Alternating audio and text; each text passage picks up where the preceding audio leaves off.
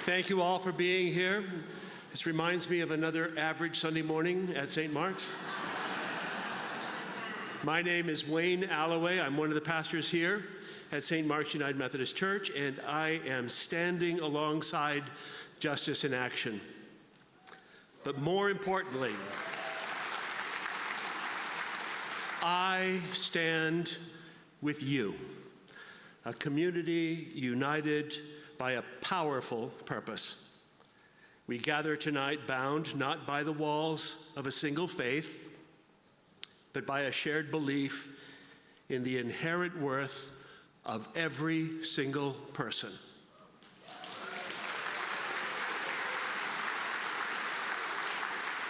A belief that demands a just system, a system that reflects fairness and dignity for all. The path of justice hasn't always been paved by the faith community. We have not always spoken truth to power. We haven't always turned our prayers into action. But tonight marks a turning point. Justice in Action is a movement built on the foundation of 24 faith communities, guided by Micah chapter 6, verse 8. What does the Lord require of you? To act justly and love mercy and walk humbly with your God. We come in humility, acknowledging our shortcomings, but we also come with unwavering resolve. We are done simply feeding the hungry and sheltering the homeless without asking the hard questions. Why are the lines at food pantries growing longer? Why are jails overflowing? Why is despair so prevalent? Why are people working full-time and still struggling to put a roof over their heads? These are the questions that keep us up at night. These are the questions we asked you, the community, during our recent listening sessions. The issues that we address tonight are not ours alone. They are the concerns that weigh heavily on the hearts of the citizens of Lincoln and Lancaster County. Your presence, your being here tonight, is a testament to our collective yearning for justice. Let this space be one of reflection, of understanding, of respect. Let our voices be united in purpose, unwavering in our resolve to create a more just world. In that spirit, I invite you to center yourselves as I offer Justice in Action's opening blessing. Blessed are those who gather here, grateful for hearts united by a holy yearning for justice. Let us listen for wisdom and understanding, speak with respect and with kindness, and work diligently for those suffering injustices, united in intention, unified in deliberation, unwavering in our resolve. In words and actions, may we truly become one. I now have the honor of introducing Pastor Amy Slater, who will share more about the purpose of our gathering.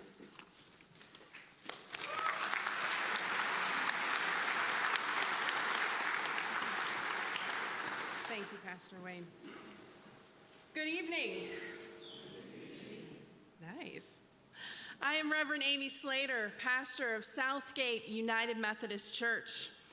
We are here tonight to address 3 community priorities: mental health navigation, adult pretrial diversion, and affordable housing.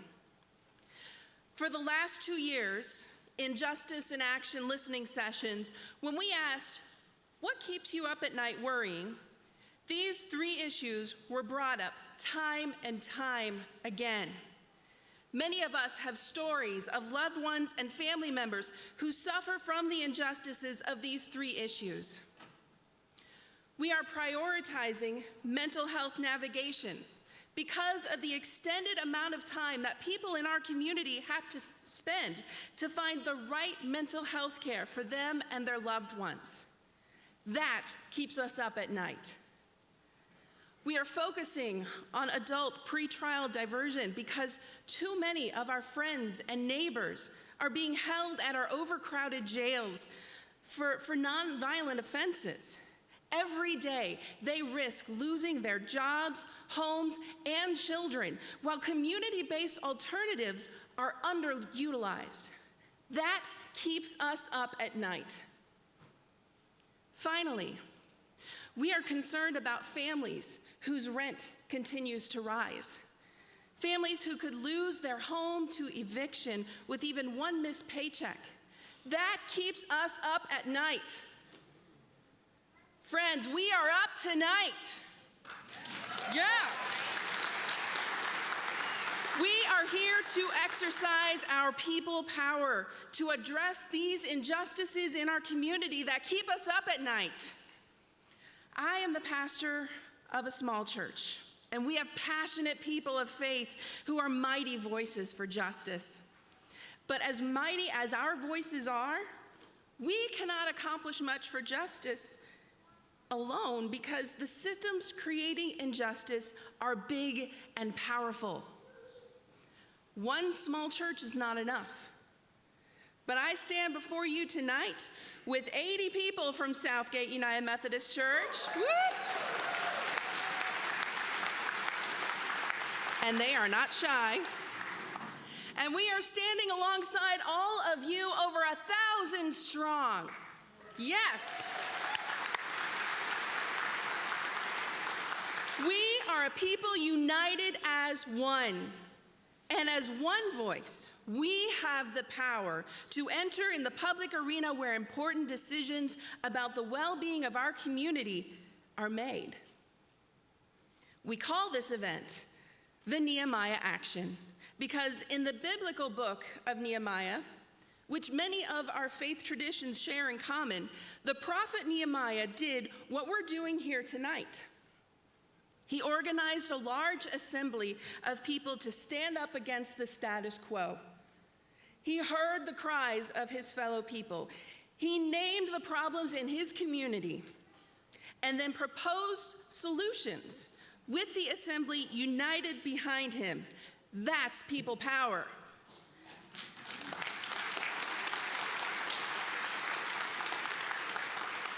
Our people power needs to be united behind our spokespeople leading us tonight.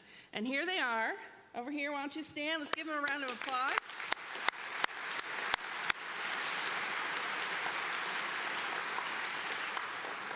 They need our encouragement, and we need to be a united voice letting these folks speak on our behalf.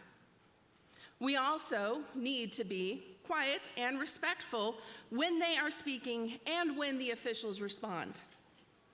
When called upon, we need to answer with one united voice. We're going to practice that right now, okay? Tonight, we will be justice in action. All right, louder now so these folks know that you got their back when things get tough. Tonight, we will be justice in action. Tonight, we will be justice in action. Justice in action. Justice in action. Woo, nice. Well done. Can you feel that? Can you feel that in this room? That is the spirit of people power. That is the spirit of people power, and it's people power that speaks up for the family of 5 evicted from their home. It's people of power that speaks up for the single parent trying to find a counselor for their child. And it's people power that speaks up for restorative justice for our neighbors in the county jail. Tonight, our affordable housing team will share proposals that ask direct questions of our officials. We will be respectful. If we hear positive responses from our officials, our representatives, these folks right here, will invite you to celebrate their commitment with applause.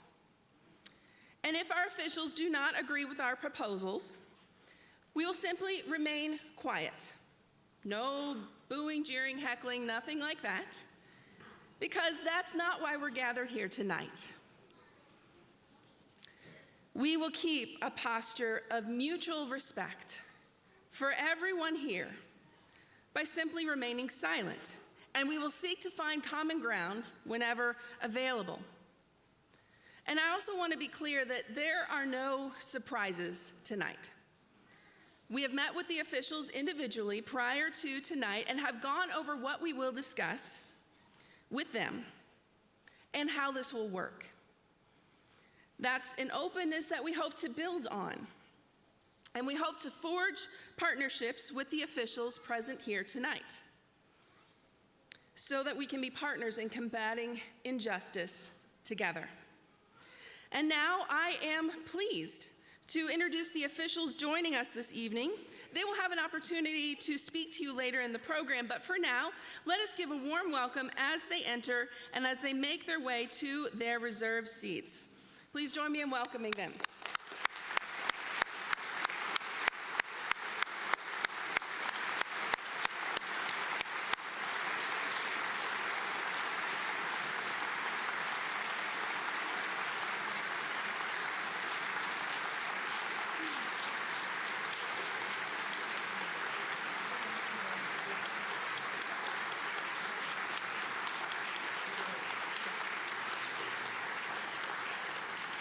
We welcome Sandra Washington and Benny Shobe from the Lincoln City Council. Thank you so much, both of you, for joining us this evening.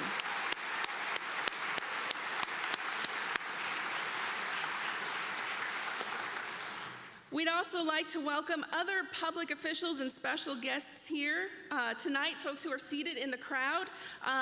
Public Defender Christy Egger and, yep.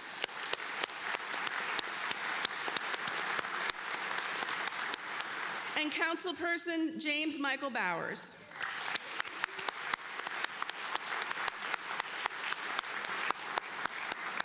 And now, let us begin with a report from our mental health navigation team.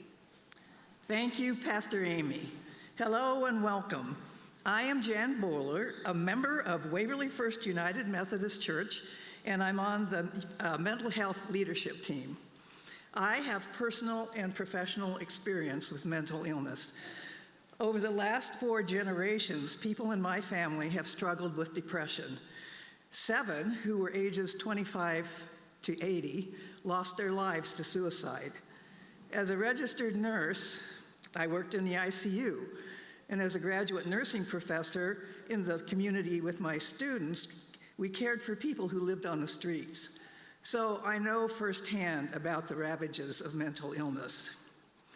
In 2023, our research team gathered enough evidence to convince us that a mental health navigation system was needed in Lancaster County.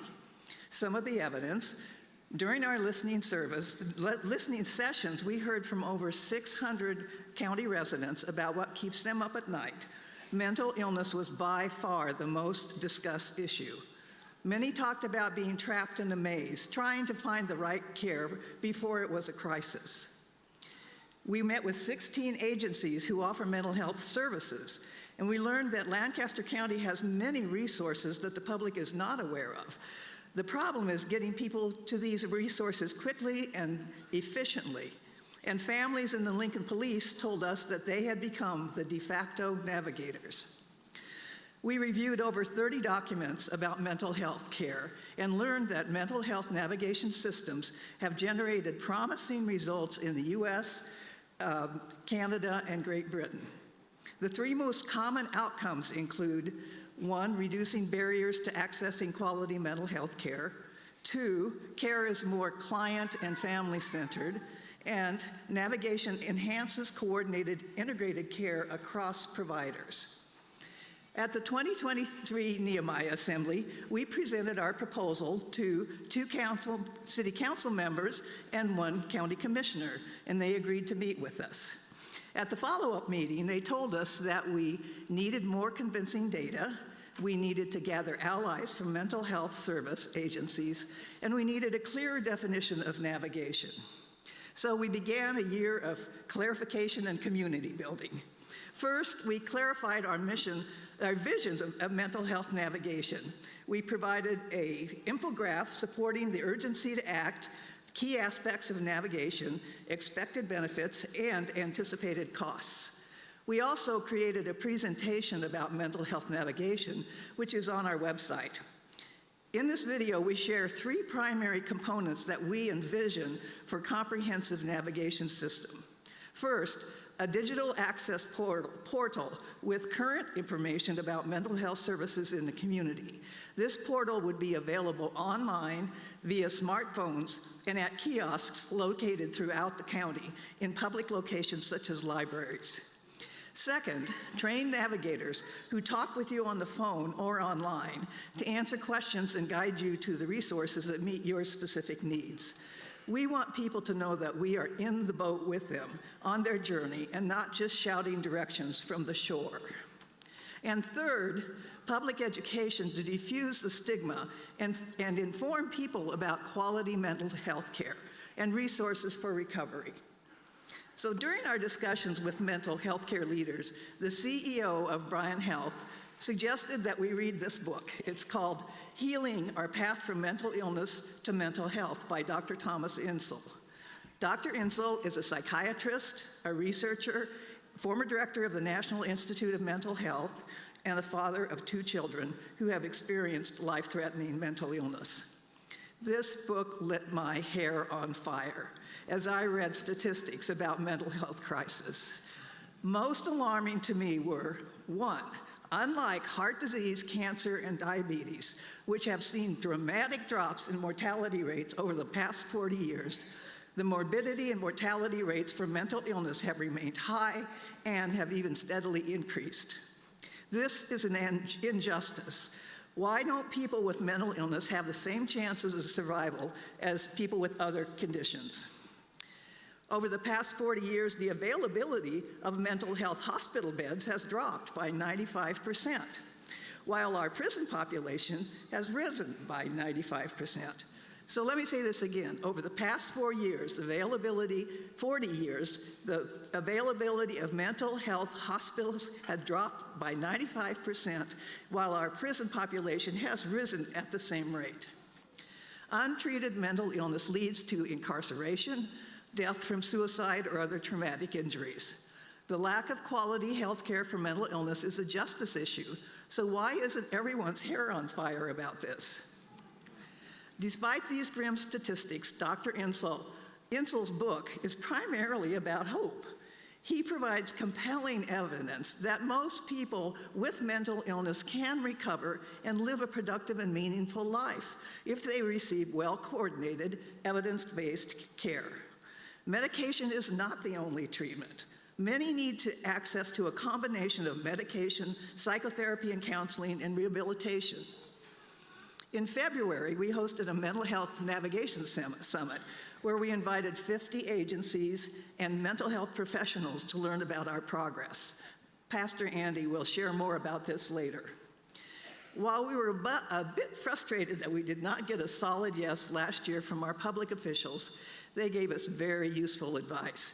And thank you, Councilwoman Washington, for being one of those that did that.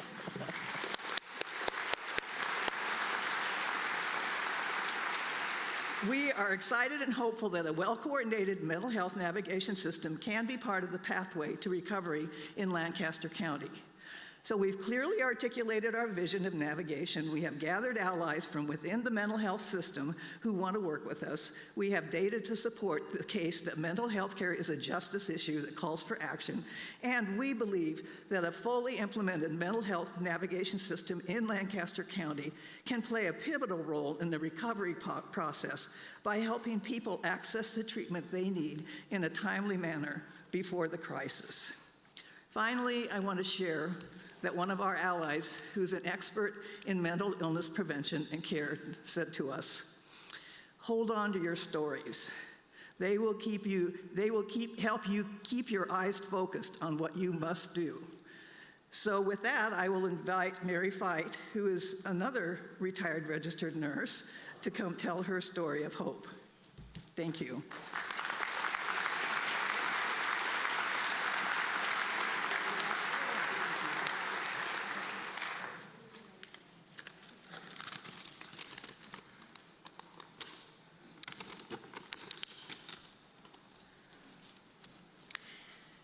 I found myself surrounded by stainless steel, cold, shiny, scary.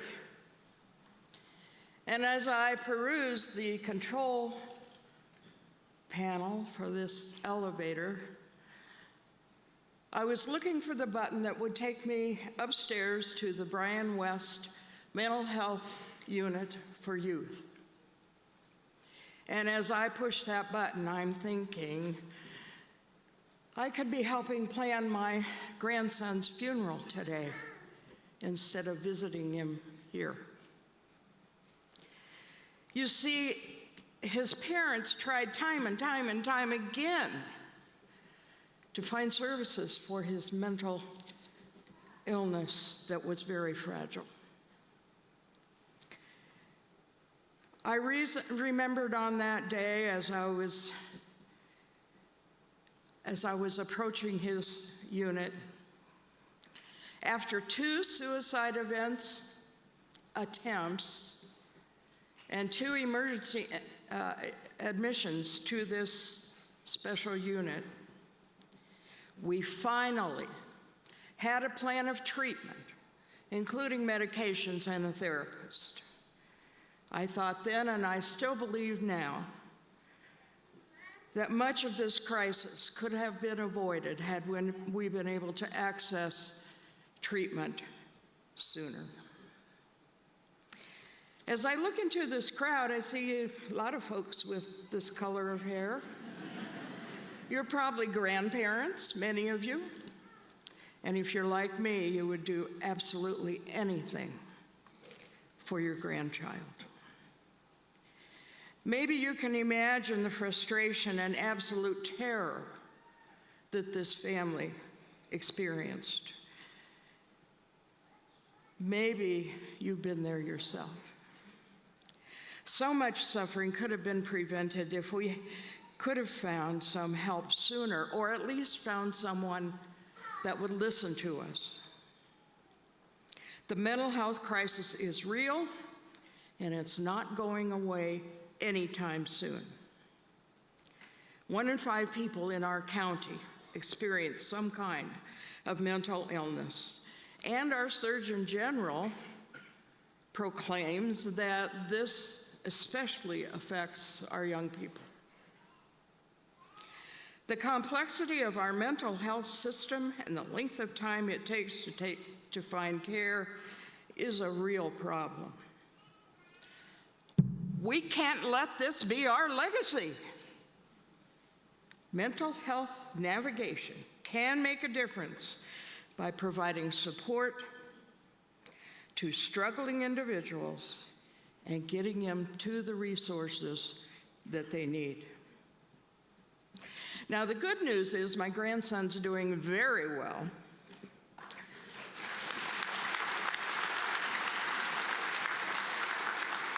With appropriate treatment and a very supportive family, it's been a long, difficult journey for this compassionate, intelligent, wonderful young man. He is so courageous. He's overcome obstacles that you and I would never imagine. Recovery is possible, and with mental health navigation, it can be a reality for more people in our communities. Thank you.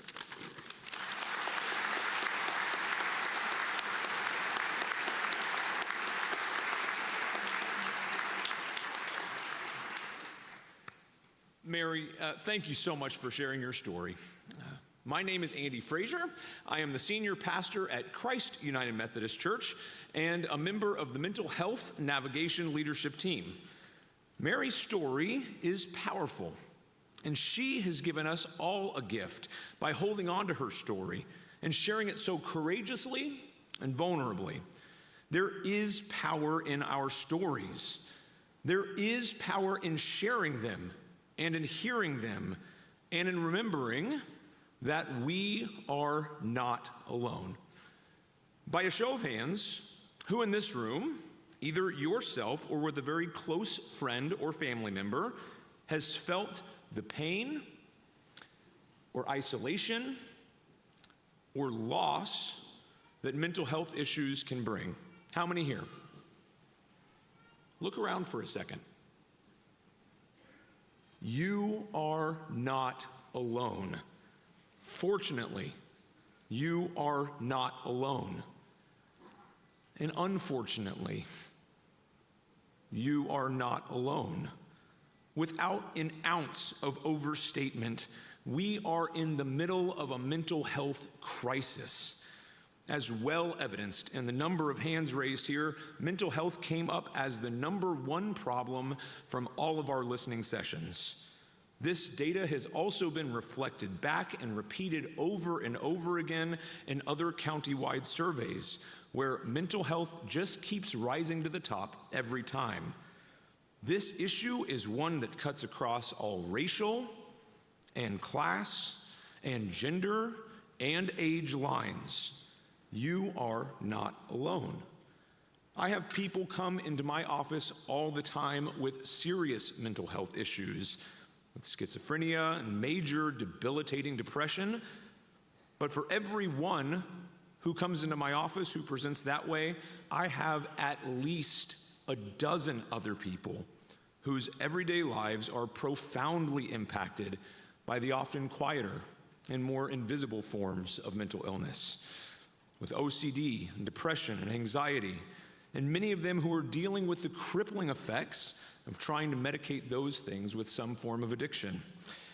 These people, who are strong, everyday people, many of whom none of their issues even show through on the surface daily, but who suffer silently as they try to carry the weight of those mental illnesses alone. We are in crisis. And with the nature of this crisis and the stigma it brings and the isolation that seems ever with it, it's easy to start to feel hopeless and lost, to begin to simply accept the brokenness and the isolation as just life or as unavoidable. This is a human problem after all, and one that's hard to assign any blame for or see any path forward in. And even when we are courageous enough to catch a vision for what a better system for mental health care might look like, we become very quickly aware of how painfully numerous these barriers to care are. Set aside for a moment the personal difficulty there is in overcoming the internal obstacles to receiving good care. Before we even get to that point, we find that there are massive gaps in care, like not enough providers. And even with as many good, dedicated people as we have who have devoted their lives and entire careers to making others whole, we still see these gaps. Add to that the confusion over what can I afford or who will take my insurance. I have people come to me all the time seeking this sort of help, and this is always one of the very first mentioned barriers.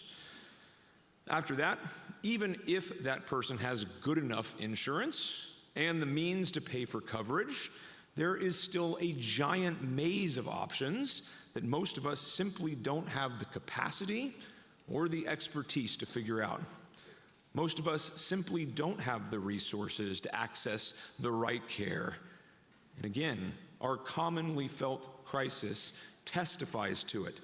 Every hand raised here tonight has a story behind it. I had someone in my own family run into a mental health crisis, a major one. Thank God we had good jobs and savings, because we went tens of thousands of dollars out of pocket over a 3-year period, throwing costly, uncoordinated treatments against the wall desperately hoping that something would stick. In that situation, I acted as the navigator along with my family member. And frankly, I'm not very good at it, I learned. A drained savings account, and 3 years later, we finally stumbled into a treatment that worked. My family member now is healthy, happy, and thriving, doing better than ever, in fact. But I know deep down in my heart that without the persistence and the means, and honestly, just the dumb luck or good fortune to stumble into the right treatments at the right times, that our story would have been a different one. Would have been one that I've heard many times, in fact. These situations that need that extra support, that go from maybe manageable with some good help, that just need a little preventative care, but that spiral down into situations that end up with people lost in jail, in addiction, and bouncing from one emergency mental health care line to another, or worse, that end up in an untimely funeral. I've done those in my time as a pastor too. So it is worth asking here, what ground have we ceded? What have we allowed to become normal? And can we have the courage to hope again in a different vision of how to move forward? Well, friends, we started this process a couple of years ago with a problem, right? And we have put in countless hours of trying to wrap our mind around where to even begin to start catching a vision for a new way forward. The good news is that the solutions have been slowly emerging, and collaborators have been gained in this work. Many of those who have devoted their lives and careers to it are all in.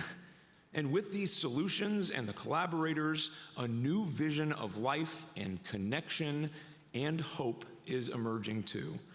Because the collective wisdom and all the knowledge that we have been gathering keeps reminding us of the same thing over and over again, that what we need in this isolation-bringing problem that so often does make us feel adrift and alone and out at sea, what we need is someone to get in the boat with us.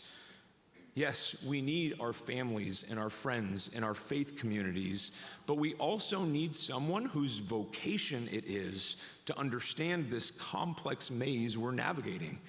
People who know what care is available, who have figured out ways around all of the obstacles that so often trip us up, and people who will stay by our side as we navigate all of those barriers.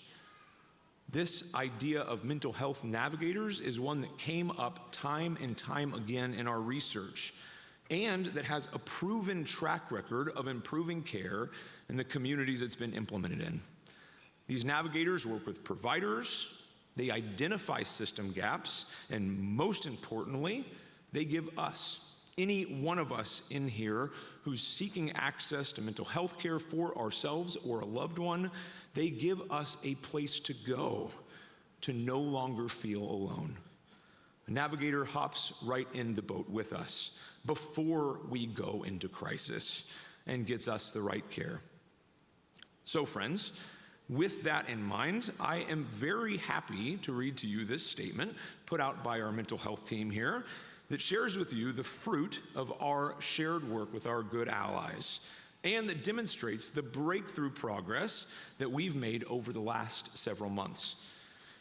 We are excited to share tonight that Region 5 Systems, which plays a critical role in coordinating the behavioral health care system in our area, has agreed to join Justice in Action to facilitate a mental health navigation working group.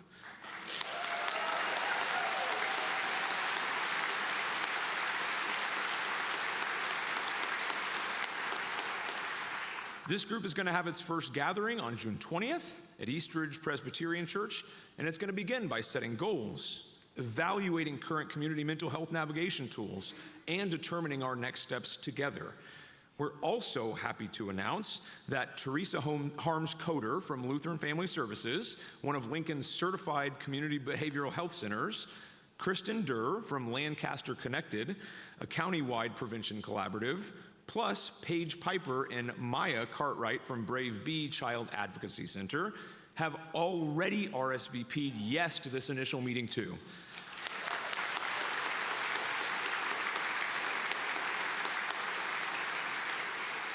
If you are here and I just called your name, would you just stand up in your seat so we can give you a round of applause?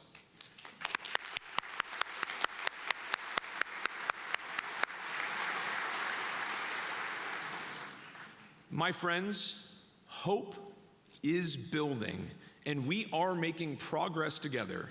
Together, we are moving out of isolation and into community. Together, we are moving out of disconnection and into wholeness. Together, we are moving out of despair and into hope. May it be so. Amen.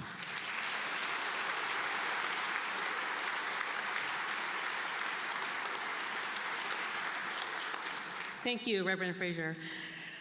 Good evening. I'm Dr. Lisa Court Butler. I'm a member at Horizons Community Church, and part of Justice in Action's Adult Pretrial Diversion Steering Committee.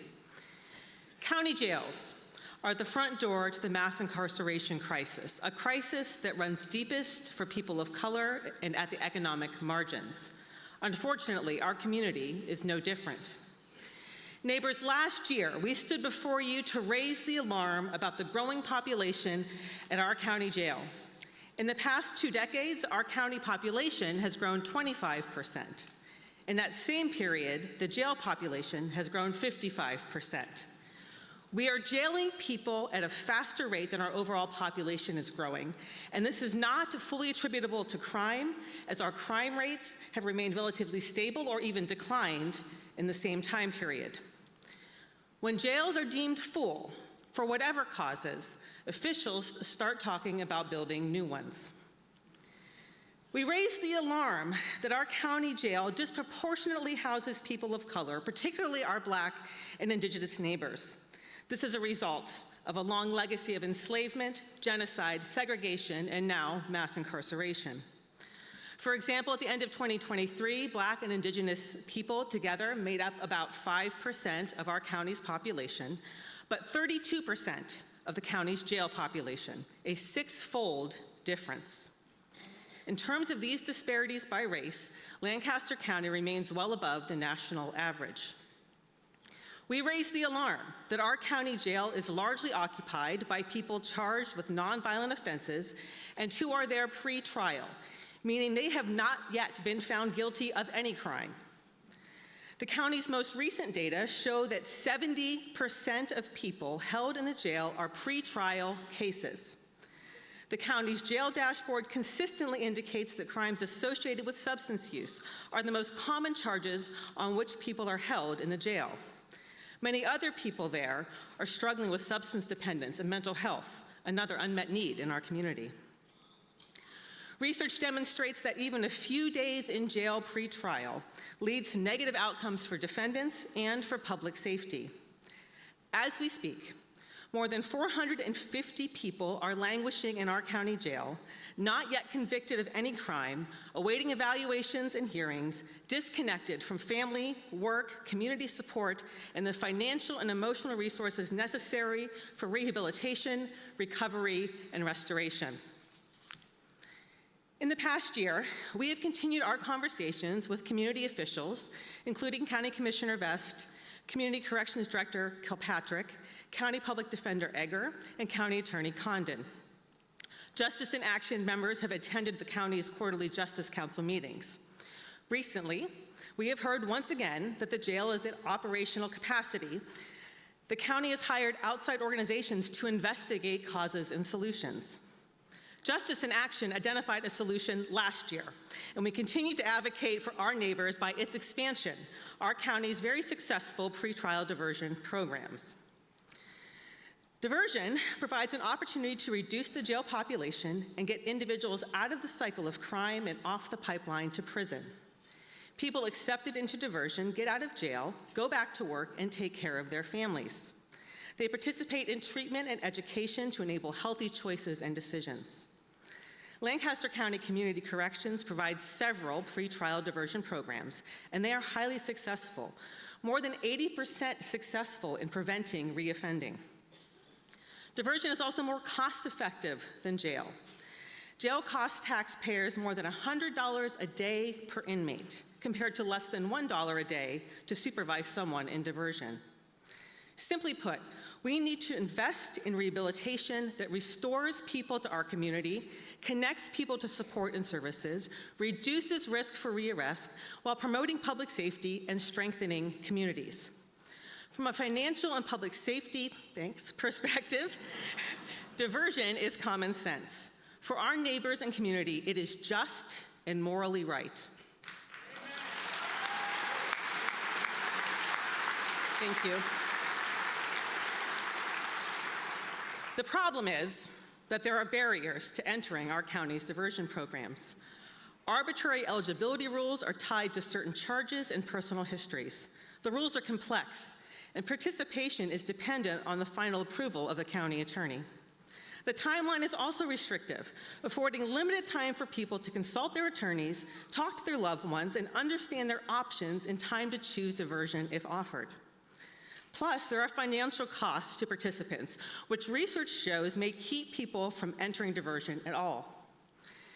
These barriers are especially great for people of color and those at the economic margins of our community. The Community Corrections Dashboard demonstrates a persistent and even growing gap between people referred to the Community Corrections programs and those who are admitted to programming by the County Attorney's Office, a gap that affects people of color more. While Black and Indigenous people represent 32% of people in the jail, they only make up about 20% of people currently in community corrections. These numbers are the result of choices about who is worthy. Our collective faith traditions teach us otherwise, that all are worthy of grace and restoration.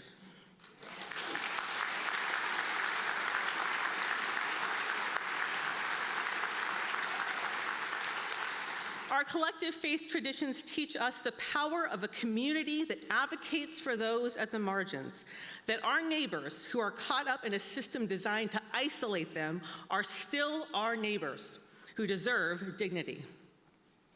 Justice in Action wants our leaders to increase the number of people accepted into diversion programs and kept out of jails by removing these barriers to eligibility and participation.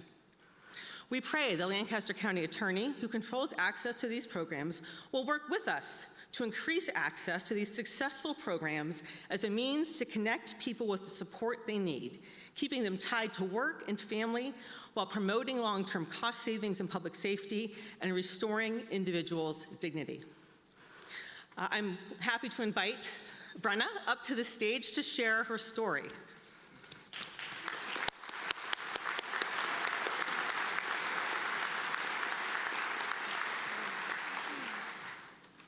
Hello.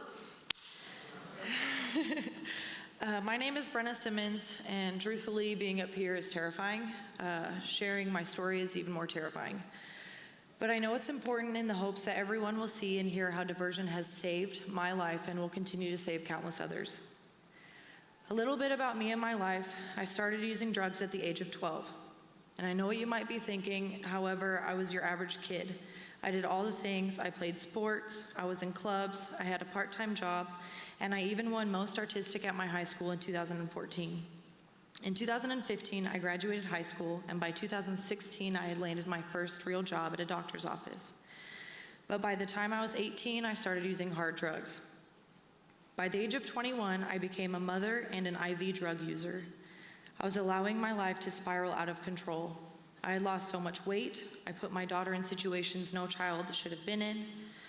I lost my job, my family, friends, and in 2019, I lost the place I was living, and my daughter went to live with her father.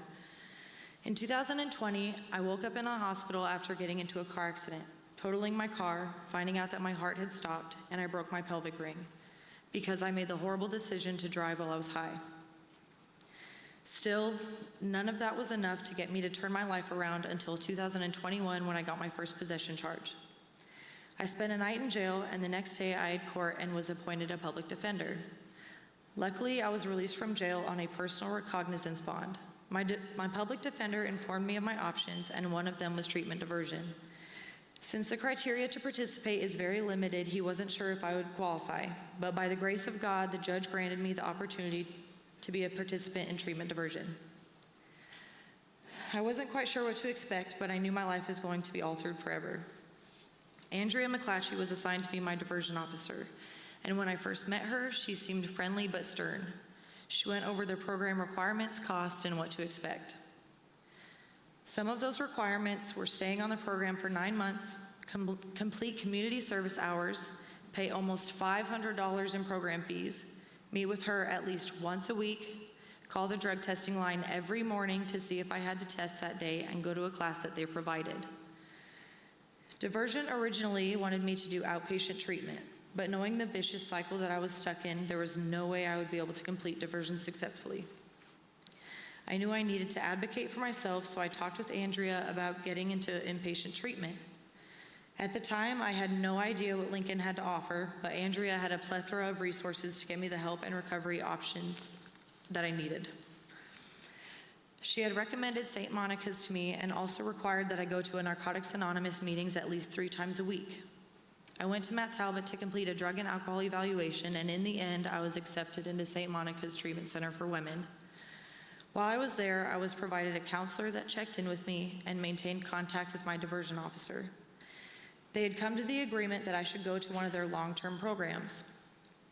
In treatment, I was expected to cook, clean, go to class, drug test, and continue to work on myself. I graduated short-term and long-term treatment, which in total was about 5 months. I have rebuilt myself. I've rebuilt my life, my connections with my family.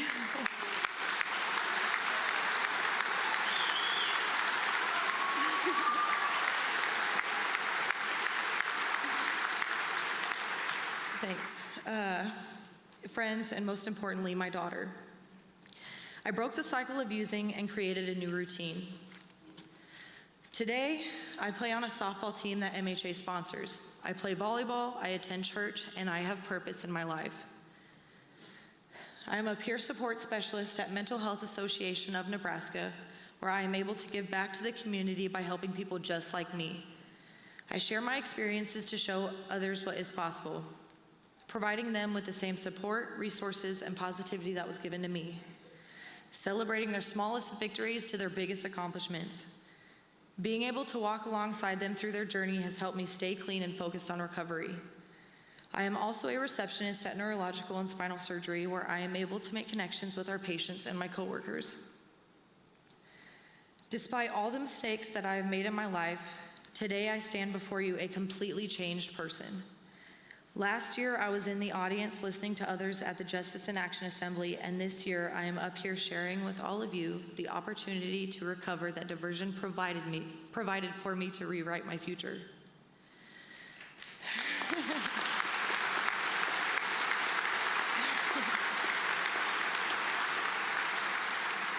Thank you.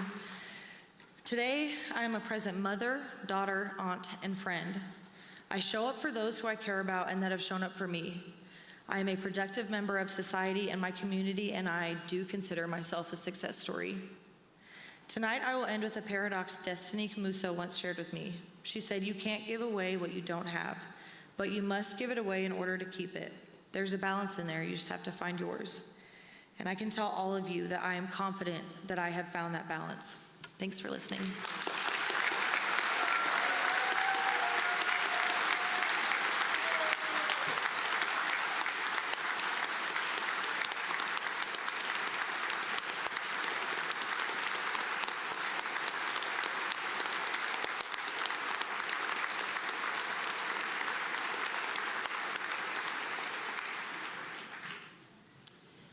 Thank you, Brenna, for that incredibly moving testimony, which shows how much diversion programs can help turn a life around. Brenna is living proof that with hard work and commitment, diversion works. All of us at Justice in Action are here to call for action that works. Good evening, you wonderful people. I'm Judy Kelly, a member of the Unitarian Church of Lincoln Congregation and the Adult Pretrial Diversion Steering Committee.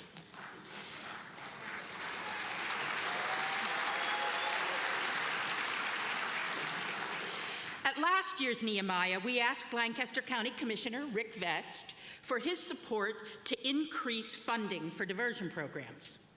We asked for $500,000 for increased community correction staffing and $100,000 to eliminate costs for diversion participants. On May 4th, 2023, Commissioner Vest told us, when the time is right, the money will be there. However, County Attorney Pat Condon is the gatekeeper who decides who is eligible to participate in Lancaster County diversion programs. The county attorney couldn't be with us last year, so we met with him in July and asked for his commitment to increase access to diversion programs. We specifically asked the county attorney to commit to an overall increase of 50% participation by the summer of 2024.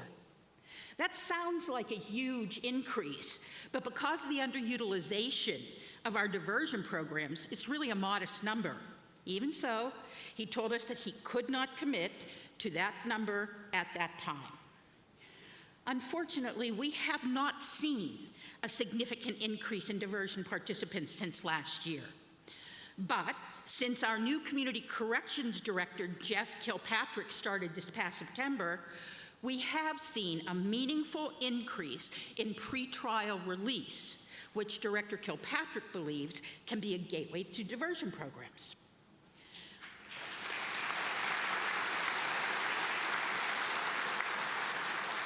We came here tonight to ask again County Attorney Pat Condon to expand access to diversion programs.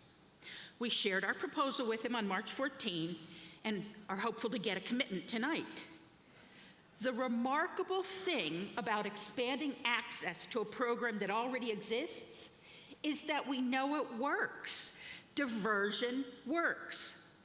How do we know? Recidivism rates are a measure of how often people reoffend and are sent back to jail. For those serving sentences in Lancaster County Jail, the overall recidivism rate is 62%. For those completing a community correction diversion program, the recidivism rate is 20%. Okay, take a minute and consider that. 62%, 20%. Think about what that means in turning lives around, in solving the overcrowding of the jail, and in saving the cost of incarcerating people. What do you think? The problem is, sometimes it is difficult for a person to access a diversion program. The programs cost money. You heard Brenna say $500. And there are some charges that disqualify someone from diversion. For example, if you have 2 misdemeanors, you do not qualify for general diversion, even if you've never had a chance to participate in diversion before.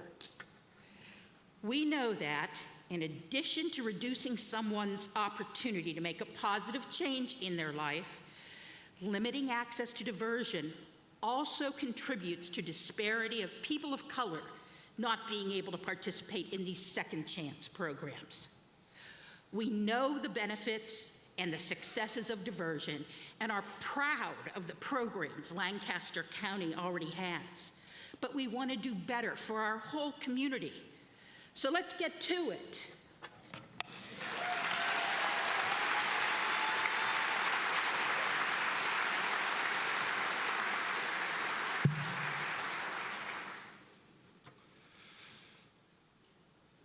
So I'm the Reverend Dr. Oscar Sinclair.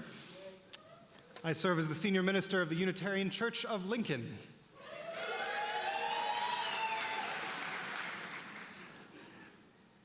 And this is not quite the conversation that I thought I was going to have tonight. 6 weeks ago, a group of clergy from Justice in Action met with Lancaster County Attorney Pat Condon at his office. We brought the research we have done on Lancaster County's pretrial diversion programs, asks that he expand those programs, and an invitation to this event on May 2nd. And after some candid back and forth, I asked him what I and other clergy there should tell our congregations about his plans to attend our Nehemiah assembly on May 2nd. "Tell them I am planning to attend," he said.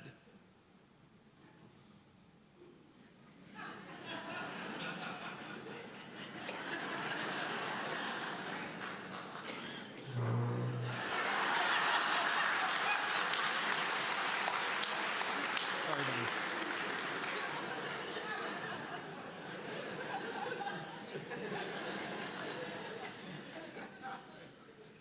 So obviously, Mr. Condon has chosen not to be here tonight.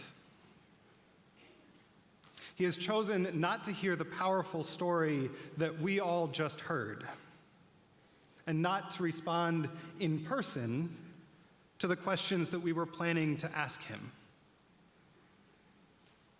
This is not his priority tonight. But it is our priority tonight.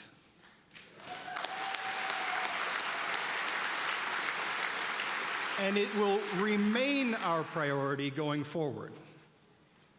So here are the three things that we were going to ask, that we are asking the county attorney, Pat Condon, to make. First, to expand eligibility guidelines for pretrial diversion to allow folks with previous misdemeanors and nonviolent felony convictions to participate in diversion programs. That's ask one. Ask number two, drop the 90-day deadline for application to these programs. Ask number three, eliminate all costs to participate in diversion programs.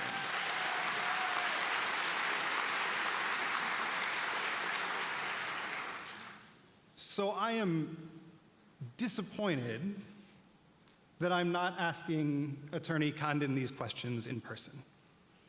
And I'm angry that he didn't hear Brenna's story just now.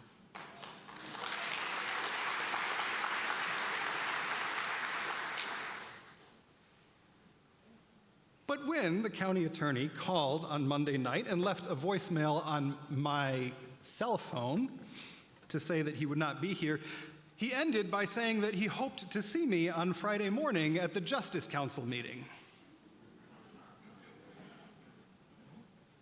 This is a quarterly meeting at the county building that members of Justice in Action have been attending for the last year. So I don't know what you had planned to do on Friday morning.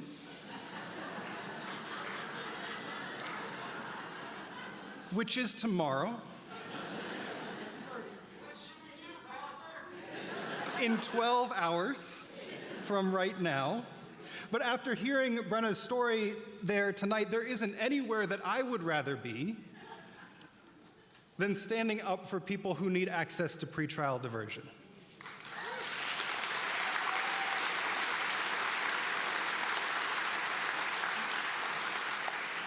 So over the last few days, since we found out about this, we have put together a short action to bring this Nehemiah assembly there tomorrow morning.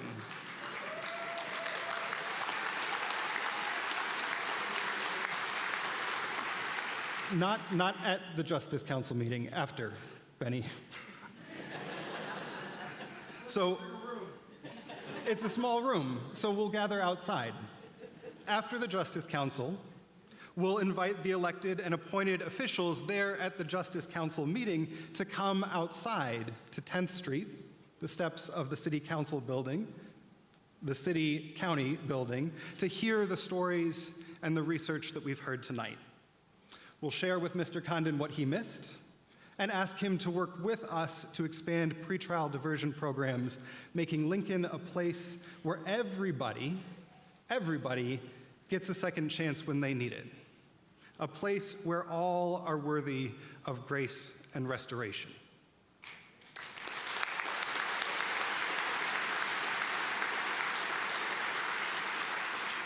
So normally we would be in negotiation tonight, trying to get to a place of agreement where Mr. Condon could say yes. But since he's not here, you get the question instead. Our power as Justice in Action comes from organized people. This, right here, all of you, are what make Justice in Action powerful.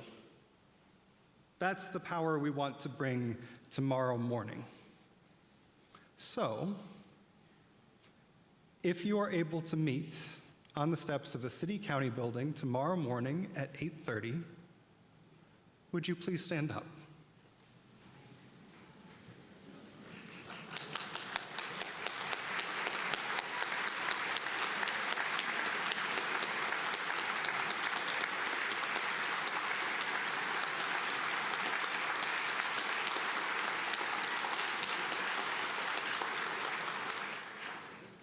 I will see you all there.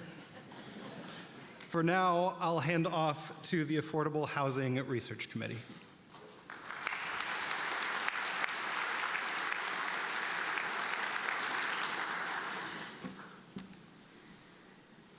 Good evening.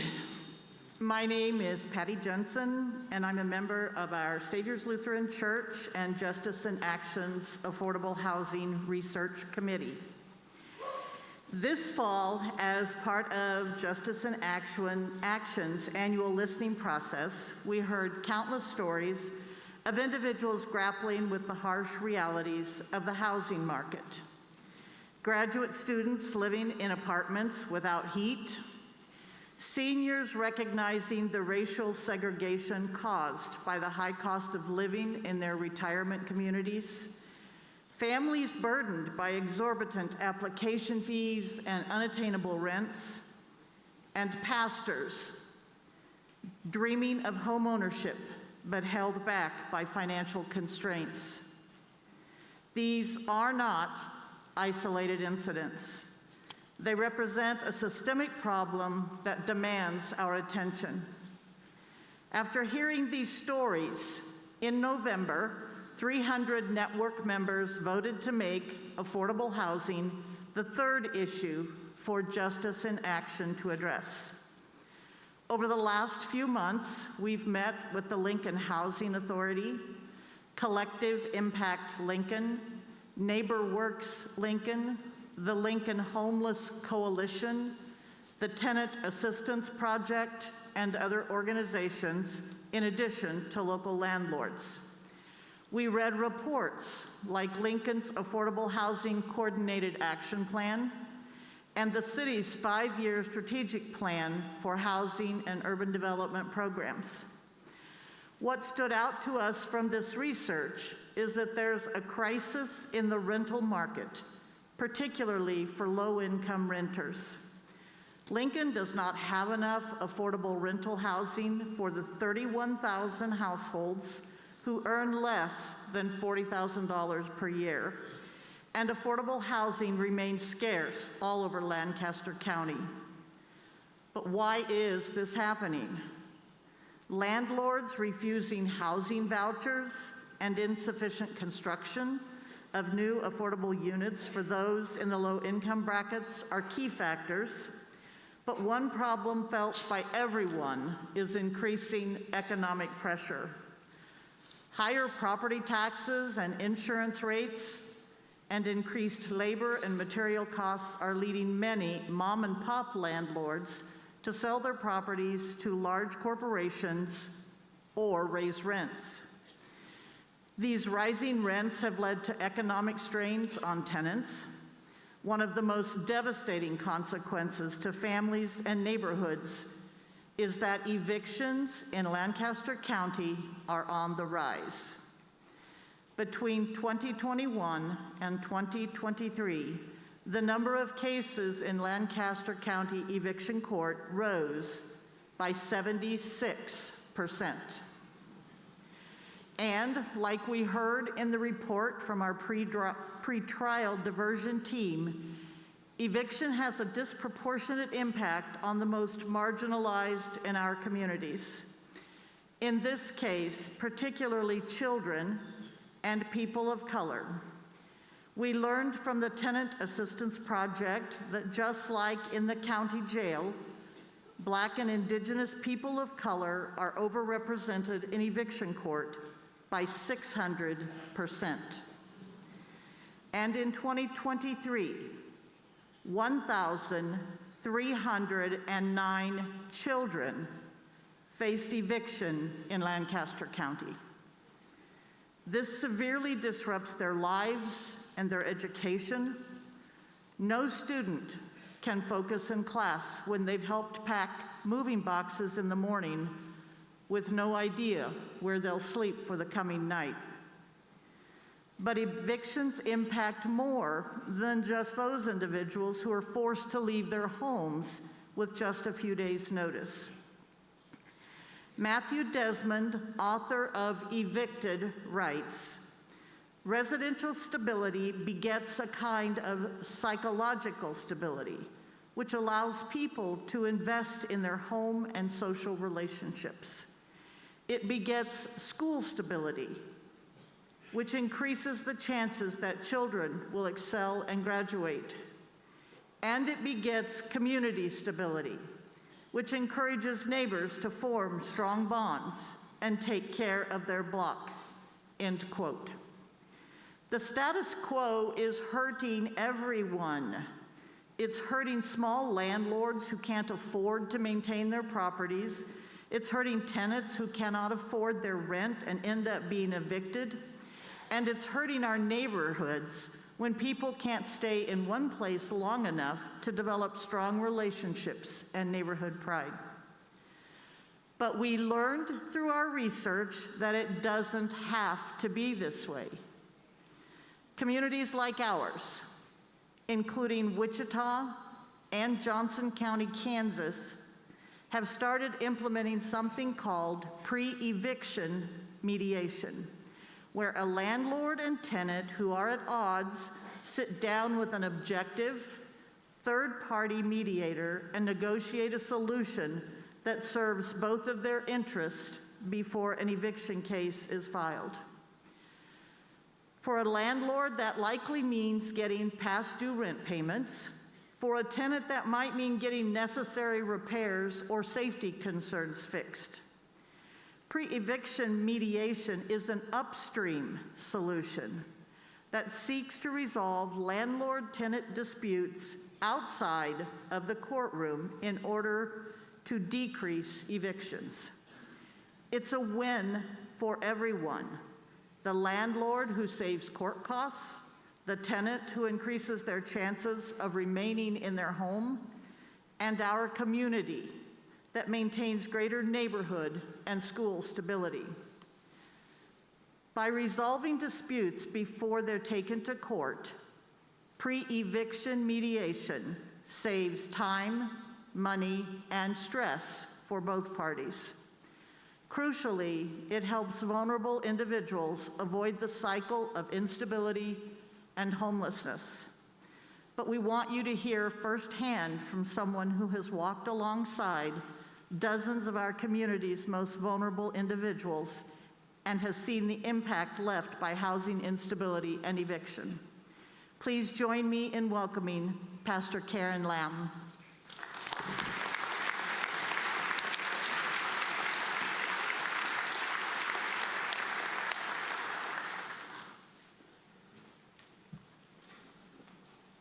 Good evening. I am Pastor Karen Lamb, and I not only pastor 2 small congregations, but I also run a nonprofit, a small local nonprofit here in Lincoln called Loaves and Fishes. And our mission is to serve the homeless and near homeless here in Lincoln. And we do that by providing 3 meals a week out of a downtown church and other support as it's needed. We estimate that at least half of those we serve are housed. And it's interesting that we see the number of people we serve at our meals go up consistently the last 2 weeks of every month. And that's because the money just runs out. Either they're working minimum wage jobs or they're on fixed income. Even with housing, our neighbors are struggling to make ends meet. Like Justice in Action, we feel it's important to address the underlying causes of the problems impacting our neighbors. That's why I chose to be involved with the faith communities here as a part of this effort. I believe housing is a right and that everyone deserves safe, accessible, and affordable housing.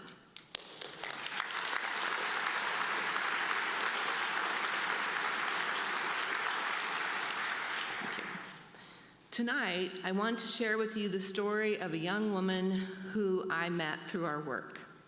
She and her father came here from Phoenix to escape the drug culture and the gang violence.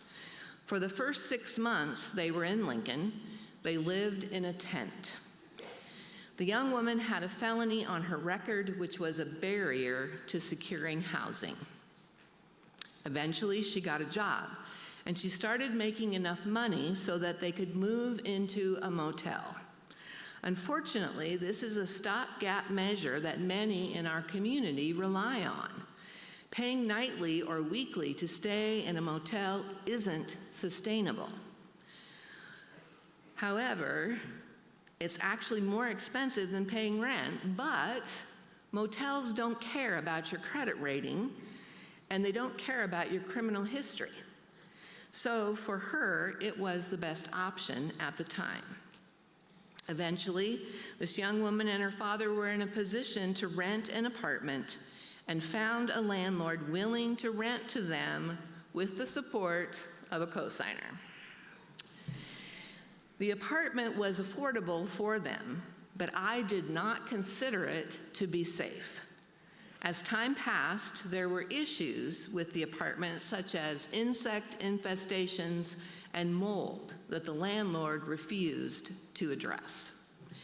With her history of trauma, all this young woman knew was fight or flight, living from one crisis to the next.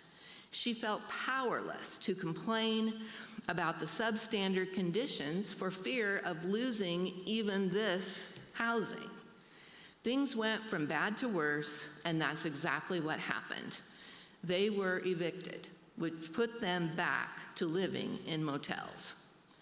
I can't help but think if there had been someone we could have sat down with prior to their date in eviction court, her story may have ended differently. She could have had a chance to lay out her safety concerns in front of a neutral mediator, which may have provided some motivation for the landlord to get things fixed. She had an income, and the safety concerns if they'd been addressed, the mediator could have helped her and the landlord make a plan for full repayment of the rent she owed. We don't have to continue enabling this cycle of instability in our community. Pre-eviction mediation is a chance to intervene proactively. It's a win for everyone. Thank you.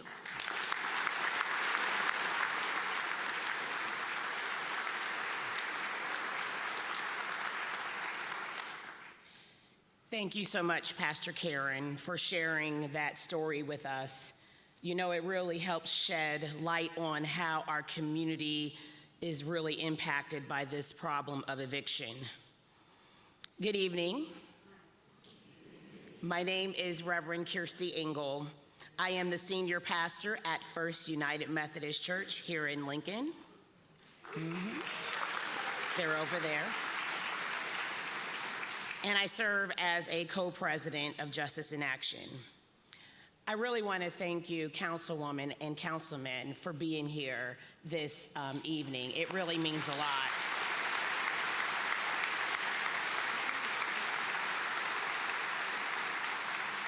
I would also be remiss if I did not acknowledge the incredible work that you are already doing as it pertains to affordable housing. In reading, it looks like 5,000 affordable rental units by 2030, and you're already ahead of schedule with 2,100 built so far, so well done.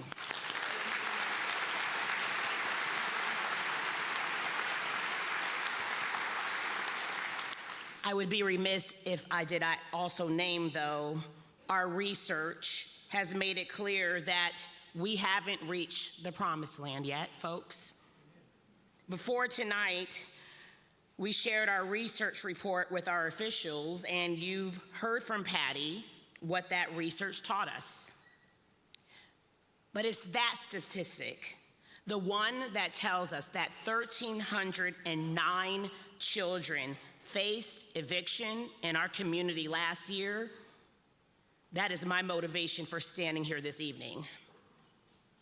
As a mom of 4 and as a pastor, I just can't sit by and let that continue to happen. That's not what I want for Lincoln, and I don't think that anyone at the city wants that either. It's a startling statistic.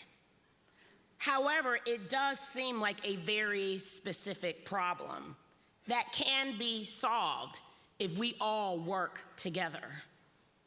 That's why Justice in Action is proposing that our community explores pre-filing eviction mediation, a solution that has worked in other communities just like our own. Now, we know it won't solve all the problems in our community related to affordable housing, but it will help some of the most vulnerable. And we are confident that it can work in harmony with other initiatives that the city has already undertaken. Pre-eviction mediation offers a lifeline for those on the brink of losing their homes. Unlike court, in mediation, a neutral third party considers the interests of both the landlord and tenants and helps them come to a mutual agreement that serves them both. In cities like Wichita and Johnson County, Kansas, this has led to better outcomes for everyone. It keeps families in place and makes relationships and neighborhoods stronger. By resolving disputes outside the courtroom, it saves time, it saves money, it saves stress for everyone. Crucially, it helps break the cycle of instability and it prevents homelessness. We want to learn more about eviction mediation and discover if and how it might be possible right here in Lincoln, Nebraska. We are planning a summit in August with experts from communities that have implemented pre-eviction mediation, and we'd like our city council people and other stakeholders to join us to learn from them. As Pastor Wayne said earlier, our organization is guided by the requirements that we are given in Micah 6:8. When the prophet writes, "What does the Lord require of you but to do justice, love mercy, and walk humbly with God?" That's why, with humility this evening, we would like to invite our public officials to come and learn with us at an event in August. This is an invitation to hear the same things we're hearing as we learn together about pre-eviction mediation programs that have worked in communities like ours as we think together about the best solutions for this community. So without further ado, let's go ahead and invite our officials on up. Let's show them some love.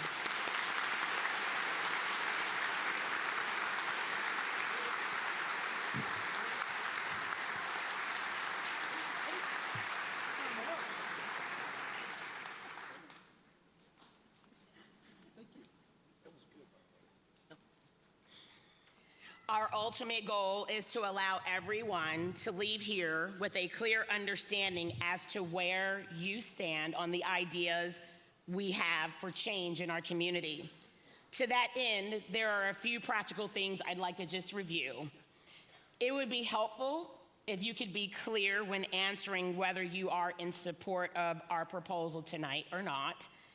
Just to make sure that we stay on topic with the time available, Father Robert McGullough will respectfully hold on to the microphone. Smart move. And again, we plan to ask for clarity if there seems to be any confusion about your position.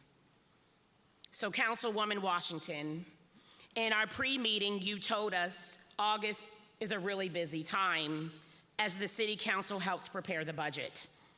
But we commit to finding a time that works for all of us so that we all can attend this learning event. With that in mind, I ask you, will you make a good faith effort to attend a pre-eviction mediation summit hosted by Justice in Action this August so that we can learn together about a potential avenue for increasing housing stability in our community? Yes, I will. Yes! Okay.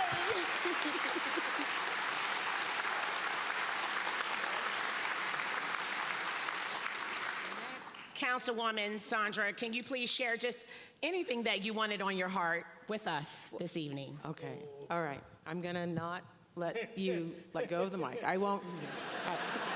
It's hard. It is really, really hard. One, thank you very much. This was an easy ask. It was an easy answer to agree to enter into a longer conversation and a longer learning period about pre-eviction mediation. I really appreciate Justice in Action doing their research on the affordable housing activities that the city is committed to. And as you mentioned, we're ahead of schedule. We're making progress. We haven't reached our goals, and I know that our goals still fall short of the need. With that said, I think one of the issues that has not come up when we talk about affordable housing and all the reasons for it is that housing used to be assumed to be more of a right. Without having to say it, we acted as a community as if it was something that everyone should be able to have. And what we haven't really talked about is how housing has become an asset, an investment asset, and how the consolidation of rental units from mom and pop to large companies changes the nature of housing, and it almost takes away, it makes it impossible for housing to be seen as a right. This is a really big issue. This is an issue that goes beyond Lincoln, Nebraska, but it happens here. It happens here. So I'm just going to end by saying I understand that I'm one person, you're one person. Each of us can only do what each of us can do. But when we're working together, we can find solutions and we can solve this problem.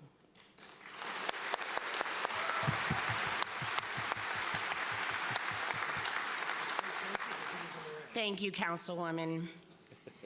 You're on the hot seat. It's not that hot. I thought it would be hotter. Councilman Shob, your turn. Yay. We recognize and know you. I recognize and know you. Yeah. To be a leader who is a voice for working people. A voice for those who often are not included in conversations about how best to grow our city. Knowing that pre-eviction mediation could help provide housing stability to the most vulnerable in our community, will you make a good faith effort to attend a pre-eviction mediation summit hosted by Justice in Action this August so that we can learn together about a potential avenue for increasing housing stability in our community? Ready? I would be delighted.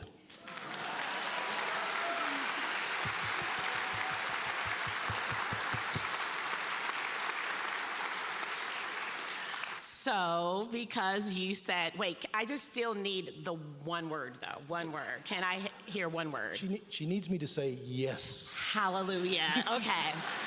So now we would love for you, Councilman, to share what is on your heart this evening. You ready, Robert? This is good. I was told 2 minutes or less, right? 2 minutes. Or less. So I'm going to deviate a little bit. I'm going to tell you a little bit about me. I grew up in a place called Kentucky. You guys have probably heard of that. And from a small child, my parents took me to a small, family-owned and operated Black Baptist church. Only African Americans were there. It was very segregated, as you've always heard. Sometimes Sunday morning is the most segregated hour in the country. And we were also taught not to get involved in politics. Do not do that. So being here today is exciting. I also belong to a political party which doesn't always embrace people of faith. It kind of wants to be more secular. So it's exciting to see this many people in the faith community taking an active and progressive part in being a part of what governs our community.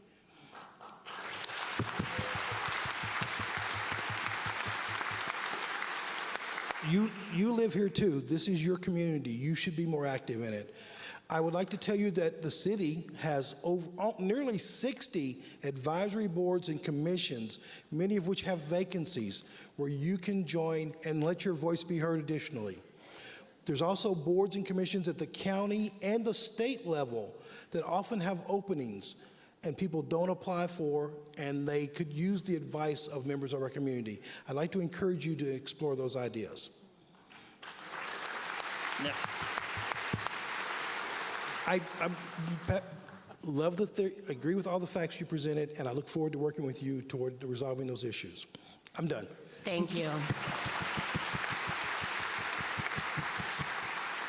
Councilwoman Washington, Councilman Shob, I can't stress enough how excited we are to learn alongside you, to learn more of the wisdom and everything that you've been working on up until at this point. And most importantly, we just want to see if this pre-eviction mediation can really work for our community. We will be in touch to learn your August availability as promised before scheduling the event. We will make sure that we find a date that works for all of us. I will now invite Pastor Toby to come up and summarize the evening and close us in prayer.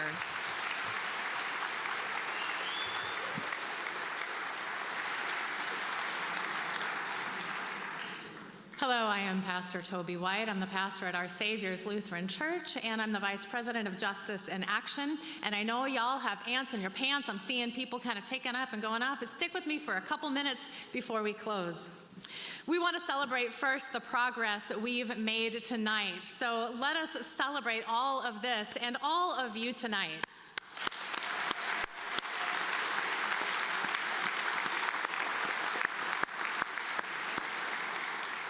With our mental health campaign, we announced the convening of a new mental health navigation working group, including Region 5, Brave B, Lancaster Connected, Lutheran Family Services, and Justice in Action.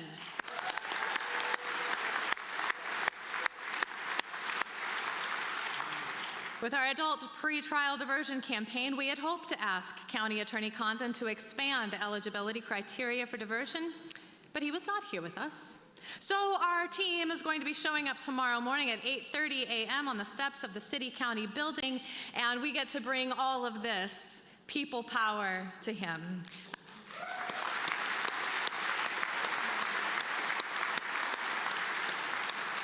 I'll be thrilled to be standing alongside many of you tomorrow.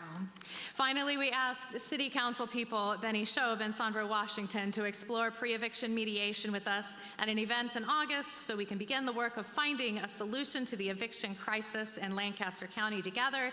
And they both committed to making a good faith effort to be there as we host that event.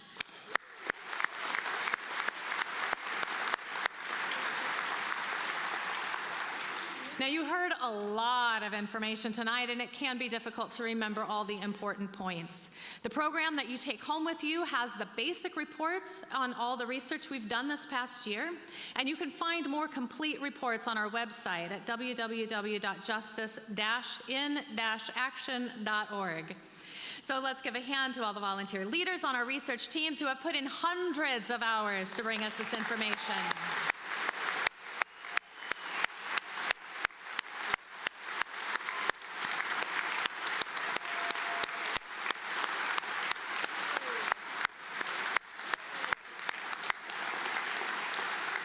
We all know who you are. Now, this is really good work, but we all know that there's much left to do and that these are just first steps. As Rabbi Rami Shapiro writes in his book, The Wisdom of the Jewish Sages, do not be daunted by the enormity of the world's grief. Do justly now. Love mercy now. Work humbly now. You are not obligated to complete the work, but neither are you free to abandon it. Now, I suspect that there are people here tonight from faith communities or organizations that are not yet members of Justice in Action. Are you here? Raise your hand. Maybe a few, yeah? If you want your organization or community to play a larger role in this work, please contact our staff people, Beth or Olivia. Their contact information is on the program. And finally, just take a quick look around you tonight and soak all this in, because this is the largest interfaith gathering in Lancaster County, Nebraska has ever seen. Yes.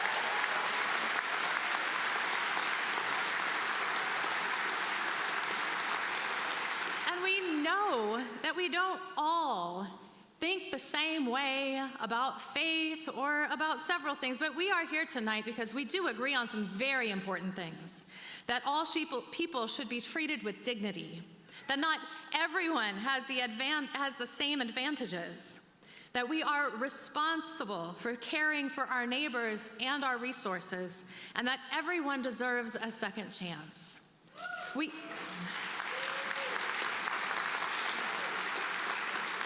do not need to believe the myths of scarcity and fear. We do not need to let those drive who we are and what we do, because we are a people of hope. We are a people of faith. We are a people of love. We are a people of justice, and we are here tonight together to create a community where every person can thrive. Dr. Martin Luther King Jr. said, "We are caught in an inescapable web of mutuality, tied in a single garment of destiny. Whatever affects one directly affects all indirectly." When our neighbor experiences incarceration or mental illness, when families struggle with stable and affordable housing, it impacts our whole community. And though there may come a time when it feels like you're standing for justice on your own, remember that tonight you have been surrounded by 1,159 people who are standing right alongside you.